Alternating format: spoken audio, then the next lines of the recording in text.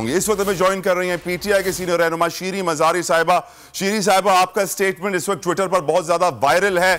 हर कोई सोचता पहले से ही ये इशारे मिल चुके थे कि हेड मनी दे दिया गया है अरशद शरीफ के सर पे, दहशतगर्द उसके पीछे हैं, तो फिर तो उसे सिक्योरिटी प्रोवाइड करनी चाहिए थी कि बोलना चाहिए था कि भाग जाओ मुल्क से बाहर। देखिए, मेरे ख्याल में जिन्होंने सिक्योरिटी देनी होती है वो तो तैयार नहीं थे और इस वास्ते उसको मुल्क छोड़ना पड़ा।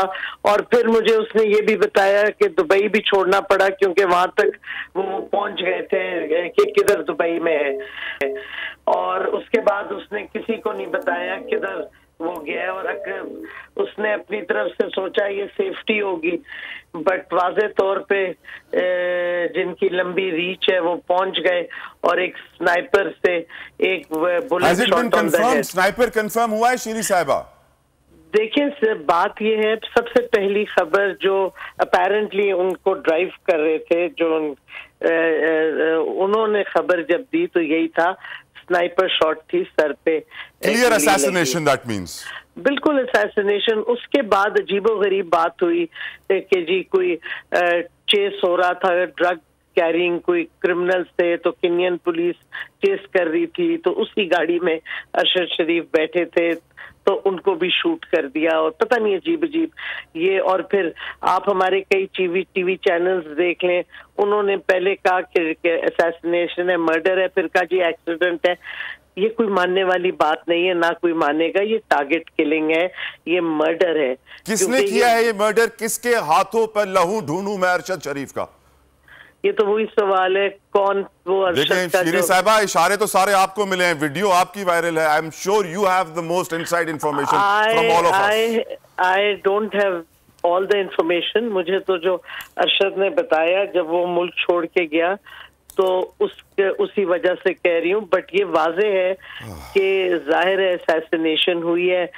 किस चीजों पे वो बात कर रहा था, आगे का लाहे अमल बताइए शीरी साहिबा। मेरा ख्याल में इसमें प्रॉपर इन्वेस्टिगेशन होनी चाहिए। और मैं समझती हूँ कि जैसे वो MQM का जो मर्डर हुआ था लंदन में, तो FIR इधर रजिस्टर हुई थी पाकिस्तान में, तो हमें भी इधर रजिस्टर करवानी चाहिए FIR पाकिस्तान में। और मेरा कौन रजिस्टर करवाएगा? PTI रजिस्टर करवाएगी शीरी साहिबा? आई थिंक, मुझे नहीं पता लीगली कौन करवा सकता है या लवाहिकीन करा सकते हैं, बट मोर इम्पोर्टेंट एक जुडिशल कमीशन बने, क्योंकि ये जिस तरीके से हालात जा रहे हैं कि जिसको मर्जी आए आप कस्टोडियल टॉर्चर कर दो, जिसको मर्जी आए आप कत्ले आम कर दो, ये कब तक चलता रहेगा ये सिस्टम? ये नहीं चल सकता। और मैं समझती हूँ कि इन्वेस्टिगेशन हो, उसकी अपनी स्टेटमेंट्स इतनी सारी हैं, पिछले 2 दिन में उसकी ट्वीट्स ही देख लें, उसका वीलॉग आखिरी देख लें, तो कई चीजें वाज़े होती जाती हैं। और जिन लोगों के नाम उसने कई दफा लिए हैं उनको बुला के क्वेश्चनिंग तो होनी चाहिए।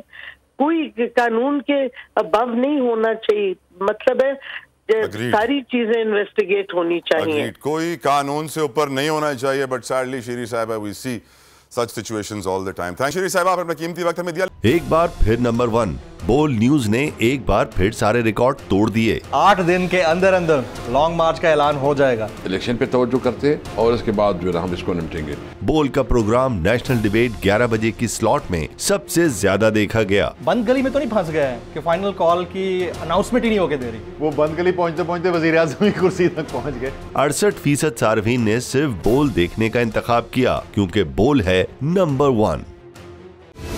सबसे बड़ी कवरेज, सबसे बड़े पैनलिस्ट, हमने तो बड़ी PMLN के वार सहे, वो भी बिला वजह। सबसे ज्यादा रिपोर्टर्स। इलेक्शन कमीशन की जानिब से कोई इंतजाम इतने अच्छे तरीके से नहीं किए गए। बोल की रिवायत, सबसे पहला नतीजा।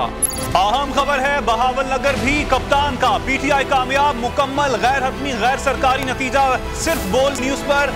लम्हा बा लम्हा इलेक्शन की खबर सिर्फ बोल पर। सब्सक्राइब करें और बेल दबाएं ताकि कोई खबर रह न जाए।